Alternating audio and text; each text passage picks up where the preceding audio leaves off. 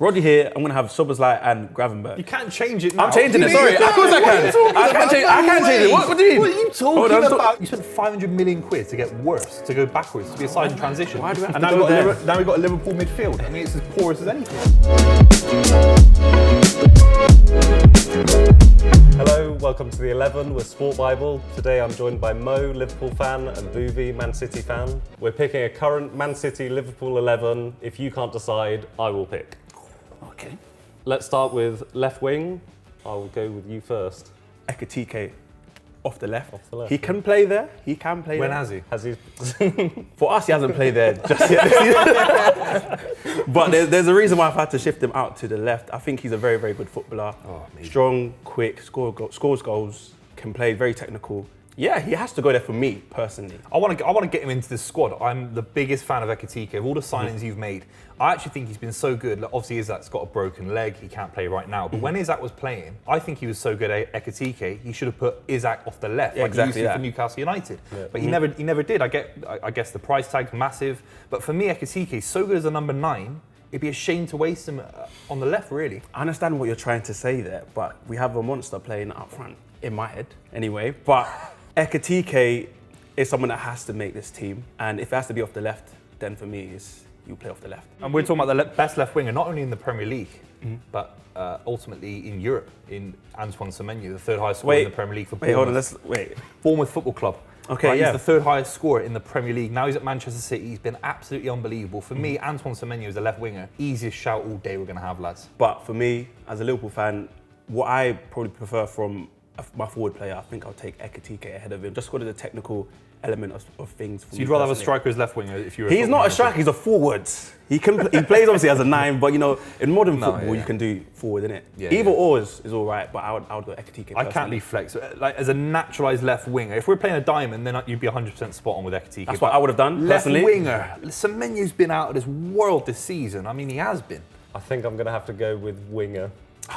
On this for the winger position. Forward though, forward. No. I know what you're saying, definitely. I do know what you're saying, and yeah, I do rate him as well. But yeah, I'm gonna have to give it to you. Thank you very much. Cheers. Look at this, unbelievable.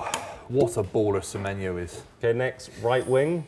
We'll go for you this time. I've got to put in another Manchester City player because I think Salah's form has been shocking. If it was this time last year, we're talking certain Liverpool fans saying he should win the Ballon d'Or. He gets his new contracts and he stops playing well, and he's slagging off the club after Leeds United. So that's just Mohamed Salah for me, brilliant footballer, but this season he's been really, really poor. He's let down the standards of Liverpool Football Club. Look, I've got to put in a Manchester City player, ultimately. I'm going to put in Rayan Cherki off the right. I think he's been absolutely sensational, two-footed. We were talking off air about the beauty of older football. 20 years ago, you've got the likes of Ronaldinho. Cherki is a Ronaldinho-esque footballer in terms of natural talent. I'm not saying he's going to win a Ballon d'Or, I'm not saying that. But in terms of just how he treats the game, a natural footballer. He loves the game. He's a pure total footballer. For me, Cherki off the right. I love this player. I can't put him above him, but Chiesa, can we have a conversation about Chiesa real quick, please? I mean, he hasn't played a lot. He hasn't played a lot, but you know the opportunities that he's had to play, he's obviously shown that he's a very, very good player still when he's not injured. He comes off the bench at times. For some reason, he's not starting. It's cool, but when he does come off the bench, he makes an impact, whether it be scoring a last-minute equaliser or scoring a winning goal or an assist. But he single-handedly, at points, got Italy into the Euros final, won the Euros. What a baller.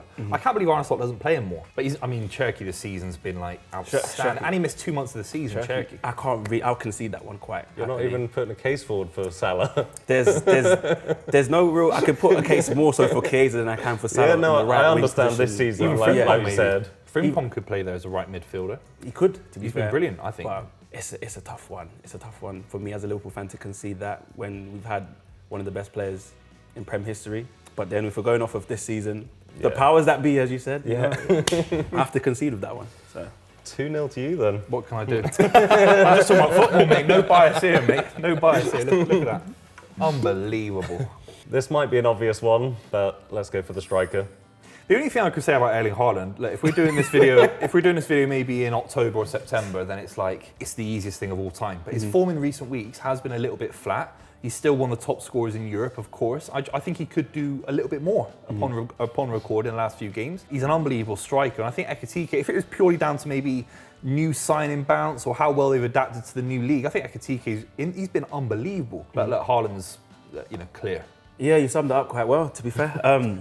Of course, it's Ekitike's first season, but he's looking very, very bright. He is looking good. Isak as well, we know, as you said, he broken his leg. Been an amazing player for Newcastle. Hasn't really hit the ground running for Liverpool just yet. But he's a player that I feel like he would also be competing with Erling Haaland in the future as well when he does come back, God willing. Erling Haaland, yeah. Easy.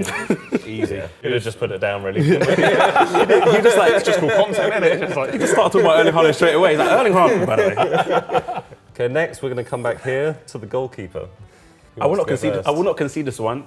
Alisson will be the goalkeeper for me. Yes, he had some injuries, and I feel like when Alisson is playing, there's more of a balance in Liverpool at the back. You know, it feels very, very composed. He makes those last-ditch saves that most goalkeepers wouldn't make. I'm not saying that Donnarumma doesn't do that, because Donnarumma is an absolute tower of a man. But Alisson, for me, for so many years in the Premier League as well, like he's been up there. And I feel like this season as well, he's come in clutch for us a couple times where we could have lost some games, a couple of games that we've drawn recently as well. Yeah, Donnarumma's his first time in the league as well. You know, he's made a couple of mistakes. He's been okay too, Yeah. but Alisson for me is very much like, if not number one, number two with that Rayan. You know what I'm trying to say? Yeah, I don't know if he's better than David Raya right now on form, and that's the issue for Alisson. It's just an age thing. I think he's had his prime years. I think you could honestly say Alisson's the best keeper in the history of the Premier League. I think he's in there with Schmeichel, Peter Cech, and Van der Sar for sure. But Donnarumma's just won a treble in France, the first French treble Are ever. we talking about France? Are we talking about... He's just come off the back of that. Okay, yeah, I understand. Yeah, Alisson can barely string 3 games together without getting injured, with all due respect. For me, Donnarumma on current form is a better keeper than Alisson. I think if you ask the Real Madrid manager, if you ask the Bayern Munich manager, they take Donnarumma over Alisson right now on form. I wish Donnarumma hadn't made as many mistakes. I'm the biggest Donnarumma fan going, so I'm happy to concede Alisson if you feel the same way as me. Don't do it like it's a pity thing, all right? Look, Alisson deserves... It's close. He Yeah, I deserves think to it be is debated, close. I would probably edge it to Alisson. Thank you very much. This is an impartial judge that we have over Very here. impartial. Very impartial. There you are. Very much. We're on the board. Let's go for left back. Buvey, do you want to go first? Look, I think Cherki has been decent in recent weeks, started off terribly. Andy Robertson is a legend, is always in discussions. But ultimately, Nico O'Reilly's been so good. He's England's number one, I think, for the World Cup in the left-back position. Pace and power going forward, calmness on the ball, can even score you a big goal. Maybe City's best player last season in a terrible campaign. I think Nico O'Reilly's got everything. And for me, I think he's maybe the best left-back between the two clubs. Nico O'Reilly is So very good, hard isn't to it? it's So very good. hard to argue against Nico O'Reilly being there. Robertson as well. When Robertson's had to come in just when Kirkus hasn't really been firing, Robertson's always looked steady. You know, up and down. Absolute servant to the club as well. One of the best fullbacks to play in the Premier League. Of course, we're not talking about Premier League history here. We're talking about based on current form. Yeah. And I would be doing a disservice to football if I did say that our left backs have been better than Nico O'Reilly. So I will concede that, but shout out Robertson anyway. Yeah, 100%. And Kirkus. Well, that was easy then. Very amicable. Look at that. Off to right back. This is tricky for you. Yeah, so right back for me it's definitely a Liverpool player. Solid Liverpool player. There's no competition there. You don't think? I don't know. It's not at all. For one, we actually have a right back playing right back. So I'll go with Conor Bradley playing there for now. You can actually just give me if you want. Conor Bradley, yes, he's been injured a couple of times as well, and of course that rotates with Frimpong, but he's probably the most consistent right back out of the two clubs, I think. Very, very strong in defence, very hard to beat him 1v1. His recovery runs is amazing, always joining him with the attack as well. Of course, he could probably add more with like assists. Don't want to compare him to guy that just left, but Who's that? I don't know. No, but Conor Bradley has been absolutely solid, of course, for me, and defensively, which is what you look for in a fullback. Of course, the new age is talk about what can he do going forward, can he assist and that, but first and foremost, when we talk about defending, Conor Bradley is the best. But this is Liverpool Football Club. Like, you had Trent there, of course, and he's one of the best right backs of all time. You can't just go and sign a Trent-like profile right back. It's very, very difficult. I'd actually argue if you had to put anyone in from Liverpool, it would be Dominic Szoboszlai. I think he's been your best right back. When he's played there, I know he's not played there as much as Bradley. Bradley loses the ball an awful lot. A couple of, I think, red cards a season, one against Chelsea, I think. So his disciplinary record, he goes too tight on players, draws fouls.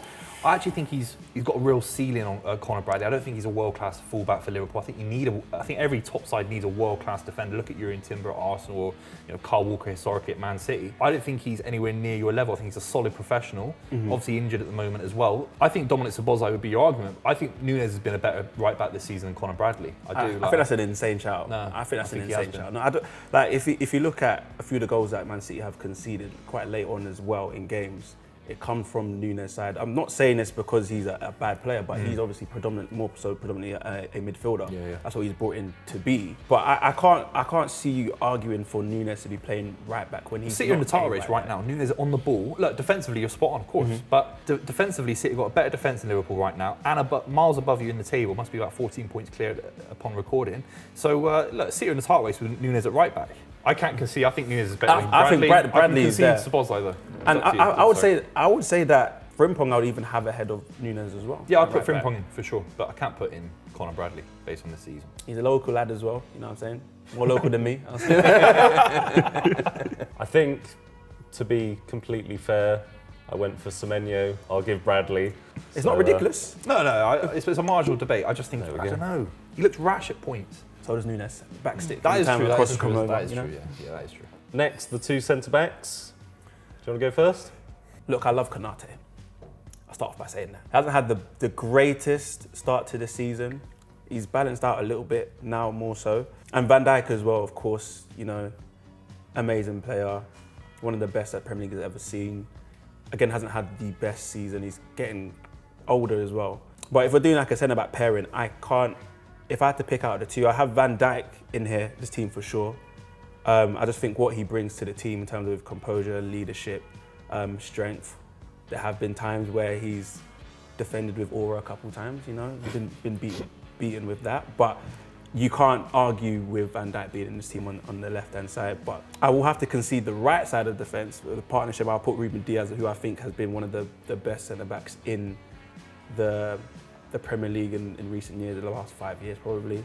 Quite solid, does have his injury problems as well. But if we're talking about what I think would be a solid partnership, it would be Ruben Diaz and Virgil van Dijk. Sure. I respect that because a lot of people give Van Dijk credit when they're rival fans. Like, it's easy for me to say how good Van Dijk is. I think he's the best centre-back on the planet last season.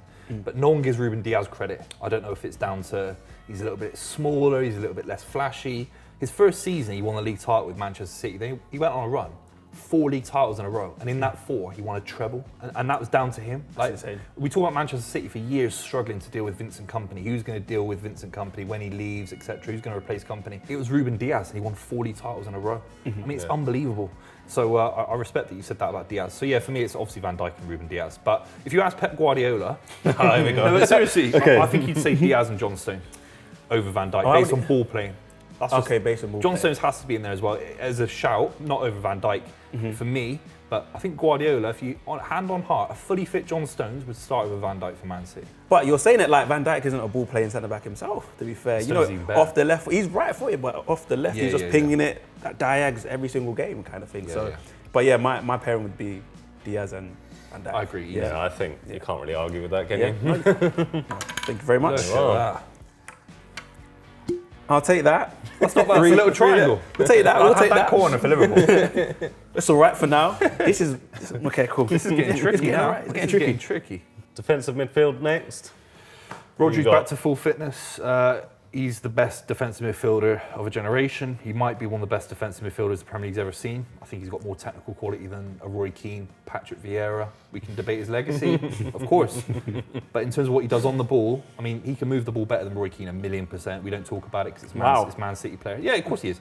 Unbelievable. Okay. And he's come back, and I think he's been the best defensive midfielder in the league since he's come back. Rodri, Ballon d'Or winner from defensive midfield. That's how good he is.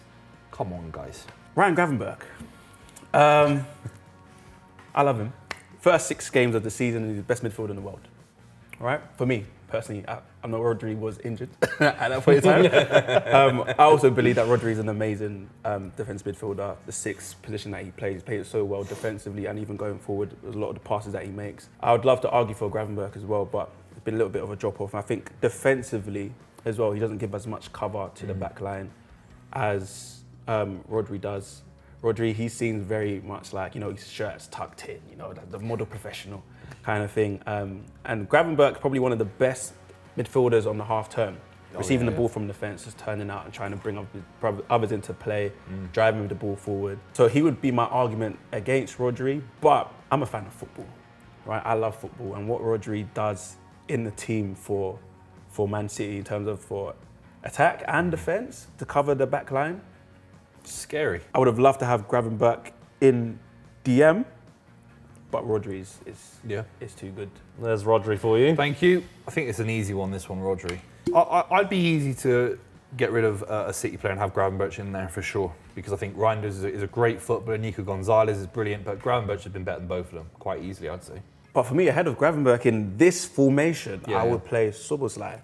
Reason being is because Szoboszlai has been Superman for us, really. He's been an amazing midfielder, been an amazing right back as well. Obviously, you argued that he could have been the right back in this team. He's just been like an all-round utility player, reminiscent of Gerrard at times at Liverpool. His ball striking ability is absolutely insane. What he brings in terms of with set pieces as well, from corners, from deep line, like free kicks and stuff, to bring in other players. I just think he would have to be in that number 8 position. His energy, his fitness, he's up and down. You know what I'm trying to say? He's defending, and 1 minute, then he's up the pitch trying to, you know what I'm trying to say? So if I had to pick between the two of them for this position, I would pick Szoboszlai. And then on the other side, I would have Foden. Yeah.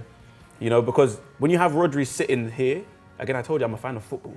When you have Rodri sitting here, you don't really need anyone else to like defend with him. Of course, you have Szoboszlai that we run it back, but then the quality that Foden brings, the technical quality that he brings, he even pops up with headers at times, which is insane. It would have been nice to have Grav and Szoboszlai for me. I think there's an argument for that, to be fair. There's definitely an argument for it. There's definitely an argument for it. In fact, I'm going to argue it right now. I'm going to argue that right now. Rodri here, I'm going to have Szoboszlai and Gravenberch. You can't change it now. I'm changing it, sorry. Of course I can. I can change it. What do you mean? What are you talking about? You were going on about Phil Foden, and now I brought Gravenberch into the discussion, and you put him no I'm not way. You're on the wrong side. Foden's been better than Gravenberch this season, but I think Gravenberch, I'd rather have Gravenberch as a controlling midfielder in the 3 than Dominic Szoboszlai, who's a little bit of a jack of all trades, master of none. But I think Gravenberch would play for Guardiola in a heartbeat. So if Phil Foden, Gravenberch, I'll concede that, but I'm not having 2 Liverpool in there. It's interesting what you say about jack of all trades and master of none. He's but Phil Neville, there is Let's more to that. Neville. There's more to that saying that a lot of people always forget. Jack of all trades, master of none, but oftentimes better than a master of one. But is he better than Gravenberch, who's a master of one of controlling football matches? Yes, I do think so. This season, we're talking about this season, I believe he has been. To be honest, I feel like he's a utility player that's done amazingly well and has carried us. I need a counter for Foden, please. Hold on. Let me talk. But yes, there can be an argument for Foden. I love Phil Foden as well, like what he brings to a team. But if you, as a pair, you know, so it's looking very, very City over here. You know what I'm trying to say? I feel like if there's any place that we can go for like a Liverpool more so dominating midfield, I would go Szoboszlai. You don't dominate midfield, that's why you've been the worst Premier League I don't like the way you said that, though. I don't like the way you said that. Liverpool are the worst reigning champions since Leicester City, who nearly got relegated. I mean, you're one of the worst I've ever seen. You spent 500 million quid to get worse, to go backwards, to be a side in transition. Why do we have and to now go there? Now we've got a Liverpool midfield. I mean, it's as porous as anything. Look, we've got a Liverpool midfield with Rodri. And Phil Foden. Don't worry about Phil Foden. Listen, we can edit that out, right? We can edit it out. We can I'm not editing nothing. That was a U-turn. I'm not saying anything like it. Phil Foden has to be in here, guys. You helped me realise what was really missing in this midfield. Yeah, I helped and you it's do that. Szoboszlai and Gravenberch. That's what I'm trying to say. All I know is 100% Szoboszlai in here. Okay, yeah. And Phil Foden here. I think that's fair. Yeah, there we go. I do think that's fair. Can't U-turn like a video. There you are. Thank you very much. Look at that. You realise that there's not enough reds. That's what it was. Yeah. You've got a little triangle He had there. to give it a go. Of course I have to give it a go. I'll give it a go, of course.